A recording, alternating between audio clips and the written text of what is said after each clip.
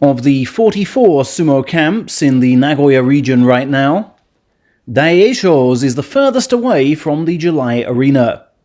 Some 50 kilometers away, in fact, in neighboring Mie Prefecture. In 12 years, I'd never been out to another stable base down here, he said.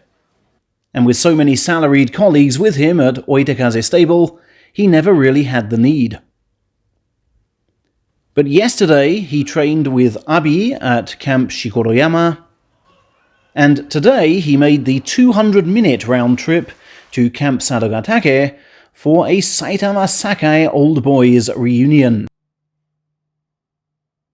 There he fought some 8 times against an ex-Sakai trio of a resident Kotoshoho and visiting Gonoyama and Oho, as well as against fellow guest Nishikigi. He then topped that up with 4 face-offs against Sakai's highest-ranked active man, blasting him out on occasion with trademark thrusting assault. Despite the lowish bout count in the equally blasting heat, he said, "I've been doing some pretty good training and now want to keep this up. It's a long way to come here, but there's real value in doing this. And Coach Sadogatake urged me to come, for which I'm very grateful." Kotozakura, who fought 14 times over 20 minutes straight and only lost twice, said, "It was good to practice against strong pushers, who I feel I dealt with calmly and attacked to good effect. We've got decent guys coming over nigh every day now, bringing all of their differing skills, so I'm learning a lot from each bout and session. In this heat, it's all about condensing my effort into a fairly short period.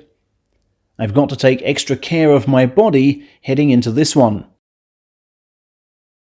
Oho, who fought 10 times today, told reporters, "I learn even from just watching these guys. The way they hit so firmly and cleanly despite their sweaty, slippery limbs is just something to behold. Their elbow angles, hand positions, lower body utilization are just all different league. Personally, I've got to deliver better results with the pushing power I have, and will be working on turning the screws with both hands instead of just one." Now, going back to yesterday, and Hiradoumi was slated by his master because Fujiseun of Division 2 beat him 7-4. Even so, the second-tier man said, "He has me well beaten for speed. He reels me into his stance in no time.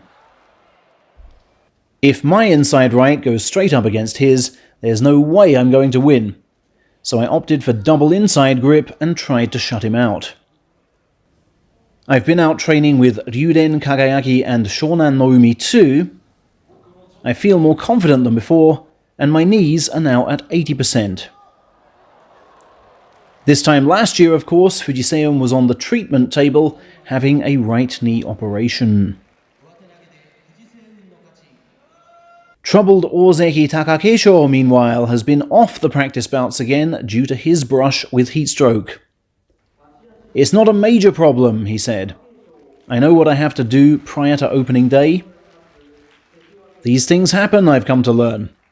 There's no point in getting stressed, as I have my May and June work to fall back on." He's been upping the work with weights in the absence of practice bouts, but his master, Tokiwayama, is less upbeat than he. "That neck is still of concern," he said, "and it's just wait and see every day right now."